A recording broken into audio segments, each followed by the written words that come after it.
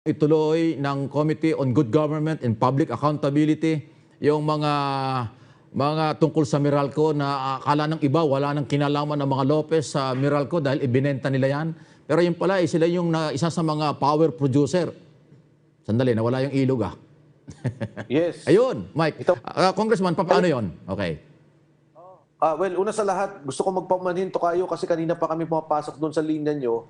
Nagkakaproblema ata tayo. Mukhang nagagalit sa linya ng Meralco, pinuputol dahil nagsasalita ka tungkol dito. But anyway, ang klaro dito to kayo, nangyari kasi yung unang hearing dito doon sa nagkataon na nagkaroon ng billing, Meralco billing.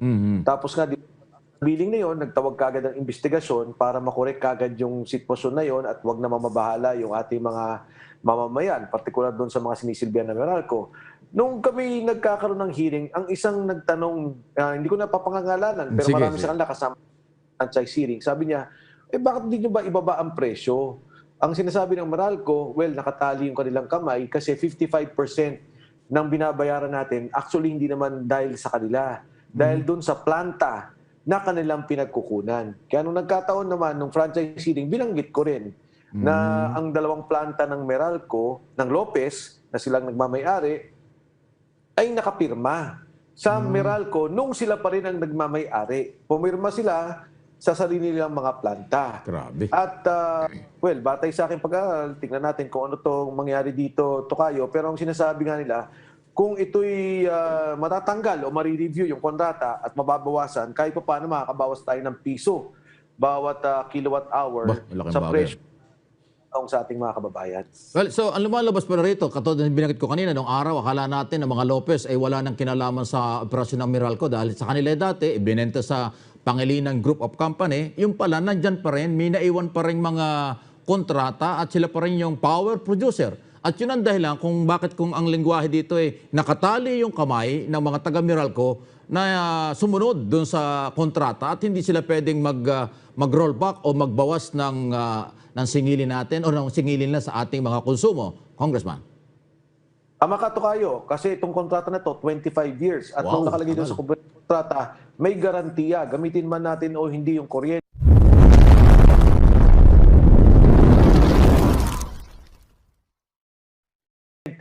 Ito ay kailangan nating bayaran. Kaya nangyari dyan, kung nag-produce sila ng kahit na ilan, no? Kung gaano karami mang kuryente ang kanila mapuproduce nung sa kanilang planta, yung FGPC at yung FGP, kailangan bilhin to ng Meralco. 25 years ang contract na yan, matatapos ng 2025 at 2020. Matagal pa pala. Pero, well, alam nyo, Congressman, mula nung banggitin mo ito nung nakaraang hearing, siyempre, marami natuwa, marami rin nagsasabing, uy, mabigat itong isyong ito dahil alam naman natin, hindi lang, pag sinabing Meralco, hindi lang Lopez Group of Company ang involved dyan sa business. Maraming mga, alam mo na, malalaking pangalan, korporasyon, talagang mayayaman, mga big-time billionaire talaga itong mga nagninegosyo sa pagsusupply ng power sa atin pong Meralco. So, paano? Pwede ba silang madamay? Pwede ba silang mabanggit yan later on sa investigasyon, Kong? Tayo naman, Mike, yung ating investigasyon hindi naman para tuligsain yung mga negosyante dyan o para gipin nila. Ang ating pakiusap lang naman, huwag naman pahirapan yung ating mga kababayan. Kasi makikita naman natin yan. Pagka tingnan mo yung mga kumpanyang yan, tama ka Mike, malalaki yan, listed yan no? Sa stock exchange. At makikita mo naman at dinideklara nila yung kita nila taon-taon. Tama. Ang akin lang sanang personal no, na panawagan at palagay ko ito'y panawagan ng bawat isa sa atin, maging mga kasama ko sa Kongreso, na medyo naman wag ganong kataas kasi guaranteed na yan eh. Ibig sabihin wala lugi. Kikita at kikita kayo kahit na anong i-produce niyo, bibili niya ng gobyerno, wag naman masyadong taasan ng kita. Tulungan naman natin yung ating mga kababayan lalo ngayon sa COVID, no? Maraming walang trabaho, maraming naghihirap. Bawasan naman natin yung presyo natin. Example lang kita, Mike. Kung mababawasan kunyari ng piso ang bawat hour at ang isang bahay, let's say, gumagastos ng 1,000 kilowatt hour, edi 1,000 pesos ang mababayad natin sa ating. Pagdating sa mga negosyo na mas malalaki ang kanilang mga binabayaran, siyempre natural lamang ang produkto nila, tataas din ang presyo. Kung mababawasan ng kuryente, mababawasan din yung binibili nating produkto. Ang kuryente o power, ang isa sa mga batayang sangkap para sa paggalaw ng ating ekonomiya. At kung sakasakali naman na ito'y matutulungan natin yung mga kababayan natin, matutulungan natin yung mga negosyante, lalo tigit yung maliliit na negosyante, malaking tulong sa ating bansa. Tama yan. At saka, Congressman, di ba, tayo lang naman dito yata sa buong Asia o baka nga sa buong mundo na tayo ang merong pinakamataas na bayarin sa mga public utility. Pagdating sa water, power, makakakabit yan Pero ang masakit dito, huwag naman sila magagalit. Ilang pangalan, ilang apelyido, pagka sinuri mo kung sino may-ari, yun ang masakit dito Ang gobyerno ay parang hanggang apila na lang sa mga kagustuhan at policy ng private company na baligtad na Dapat gobyerno may kontrol nito. Ewan ko sana magawa nito ng paraan dahil kasi hirap na, pagod na, Congressman, tama ka, pagod na rin ang taong bayan sa marami nating bayarin, lalo na sa panahong ito. Tama ka dyan, Tokayo Mike. Kaya nga nung binabanggit ko tong sa kuryente, alam mo, isang hindi na pag-usapan yung DBP loans. Yung pamilyang Locuzon, nakuha nila yung kuryente at saka yung sa tubig, sa MWSS. Sa kanila dati yung Maynilad Hindi naman yan sa grupo ng Metro Pacific, di ba? Kailan lang nagkabentahan. O ano ba nangyari doon? Di ba ang ginawa doon, ang DBP, Development Bank of the Philippines, nagpautang. Nung hindi na kayang mabayaran yung utang, actual na utang to credit facility. Ang binigay sa kanila ayon doon sa article ni Neil Cruz na namatay na. Siya yung sumulat nito sa Daily Inquirer. Yes. And tingnan mo, yung 750 million loan na to, nawala na lang. Biglang nawala. Pinabayaan at hindi na nabayaran. So, ito yung mga bagay na hindi naman tayo laban sa negosyo. Gusto nga natin magkanegosyo mga tao. Hindi tayo laban sa ating negosyante. Gusto nga natin lumakas, hindi lang dito sa ating bansa, kundi sa buong mundo. Na yung mga negosyo maglakihan at talagang sana ma-promote at maitulak ang mga produktong Pilipino. Pero pagka ang ginagatasan mo ang taong bayan, pag pinapahirapan mo ang taong bayan, yan yung nagiging problema. Yan talagang masakit.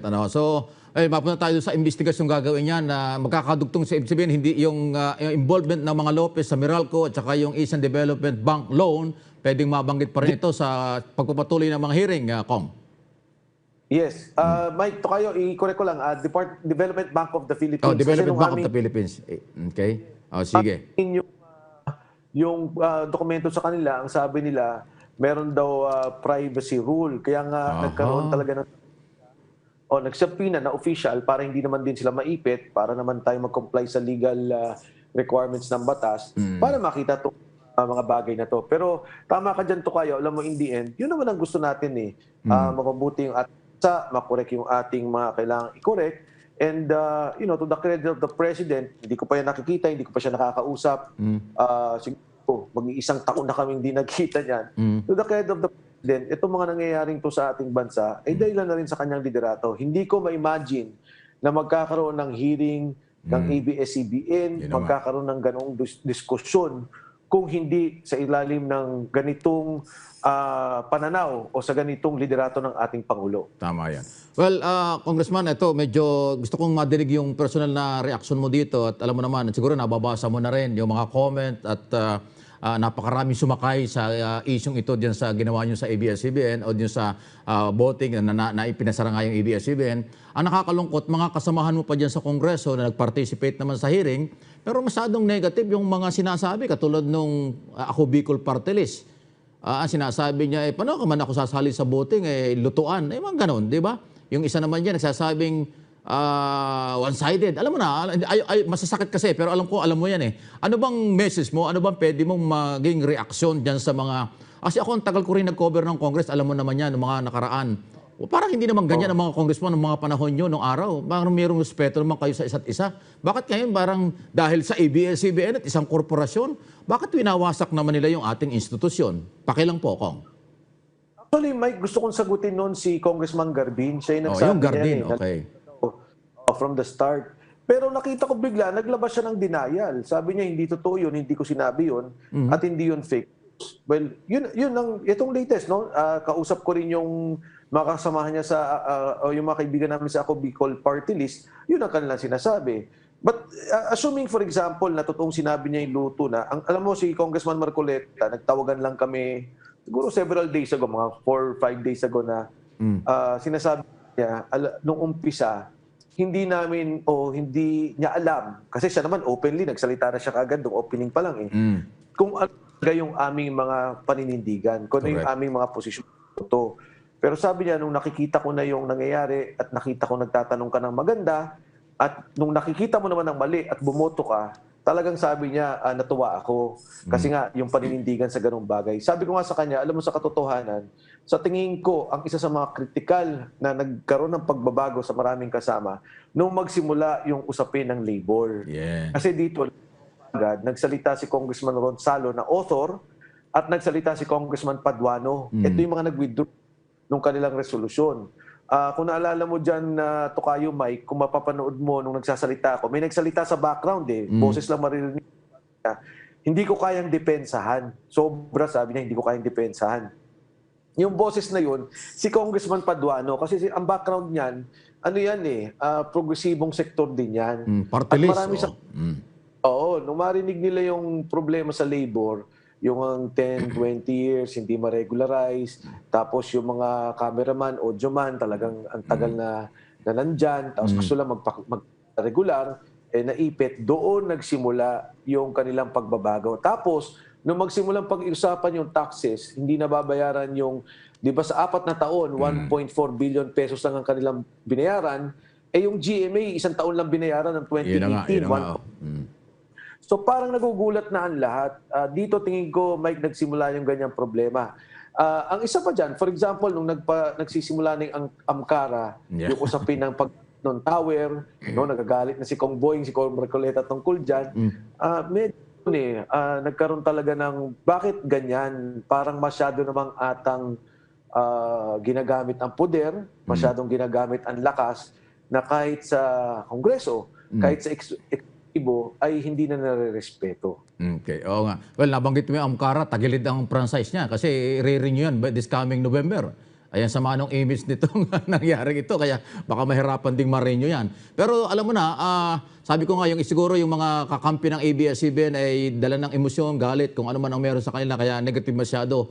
Parang maintindihan pa natin, pero pagkagaling sa politiko, ultimo yung ibang mga kaibigan mo sa Senado, iba rin ang comment Yan naman hindi ko rin mapalampas kasi alam ko rin naman kung hanggang saan dapat lang may mga limitasyon ng ating mga politiko, pero yung mismong mga senador, ang iba, ayoko nang tukuyin ng pangalan, iba rin yung comment, hindi ko maintindihan, di ba? Rule of law lang naman ito Trabaho ng Kongreso sa ilalim ng batas, yung paghihiring at pagdidesisyon tungkol sa mga kung bibigyan o hindi ng prangkisa ang isang pribadong sektor. Hindi nila naiintindihan yung Kong. Ewan ko ba? Isang example Tokayo. Bibigyan kita ng isang mabigat example. Kung dumating sa amin ang ABS-CBN at sinabi sa aming 30% ay binenta sa Chinese nationals, in check ang nagmamay-ari.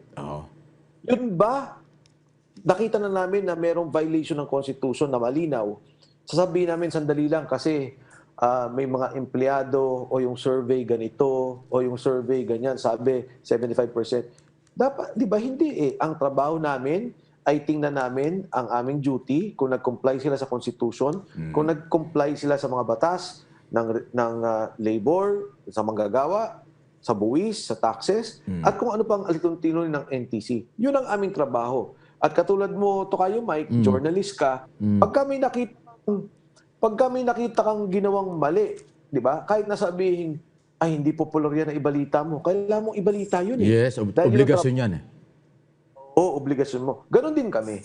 Ang aming trabaho ay tingnan itong private application, tingnan yung application for a franchise ng ABS-CBN, at batay doon, hindi lang naging simpleng usapin to ng franchise, may nag-file ng investigasyon.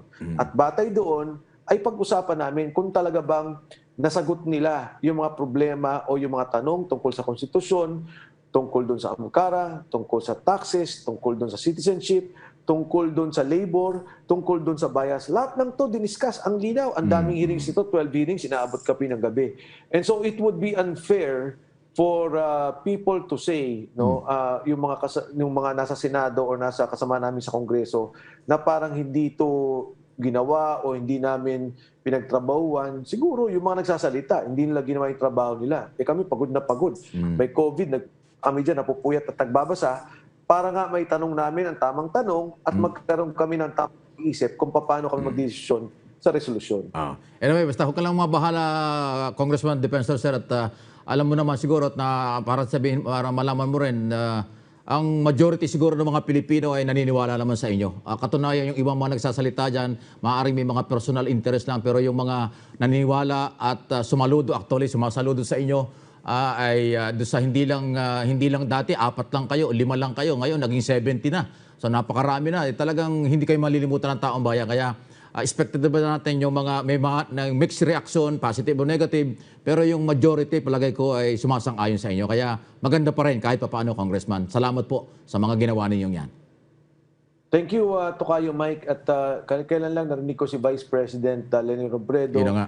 na sinasabi ang daming problema, ba't kami nagdesisyon ng ganito?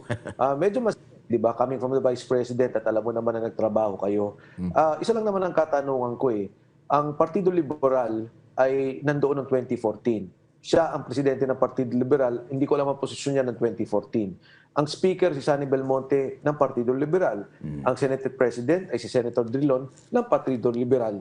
Bakit nung may panahon, nung pwede niyong gawin, yung Liberal Party hindi inapurbahan itong prangkisa? So kung merong sisisihin dito, ba't yung sinisisi yung isang kongreso na may 10 buwan para magdesisyon at para magtrabaho at ginawa namin ngayon yung aming trabaho at inayos namin yung aming desisyon, parang unfair na wala ka nang ginawang tama. Yun naman partido nila, hindi naman inapurbahan to nung nasa kanila ang panahon. Anyway, huwag kang mag-alala, Congressman, kasi kanina nagsisimula pa ako ng mga bandang alas 7 pa lang, meron akong editorial dyan sa isong yan eh. Kasi nabasa ko rin yung kanyang comment, talagang sabi ko nga, para ka naman Vice President na hindi naging Congressman. Parang hindi mo naman alam ang trabaho ng Kongreso, di ba? Congressman, salamat po sa inyong oras. Kumusta yung pamilya? Nakarecover na ba yung mga anak mo doon sa motorcade na, may dalawang binatog yun? Ano bang lako nun? Nung isang gabi. Actually, nung nangyari kasi yan, nag-iingay. Malayo sa gate. Pero, syempre, yung isang anak ko na nakatapat yung kanyang kwarto sa gate, yung babae, nagtatakbo. Tapos sabi, tapos lumabas din yung ibang anak ko. Ang unang tanong ko, sabi ko, nasa na yung kapatid ninyo, yung maliit? Kasi meron pa tayong maliit. Bubwit. Tayo. Tumakbo nga yung anak ko doon. Natatawa nga ako dahil sabi nung kapatid niya, yung baby, sabi, Kuya, what's happening? Ang sabi nung aking anak na lalaki, sabi, wala, may party. Nag-New Year's party sila. Di ba? Alam mo, pag New Year, maingay. Nag-busina. Pero, yun nga, ang apila ko naman sa kanila, wag naman ho ganun, wag idamay yung mga bata, wag idamay yung pamilya. Ang daming social media platforms. Ang daming ho natin pwede gawin. Murahin niyo ho ako.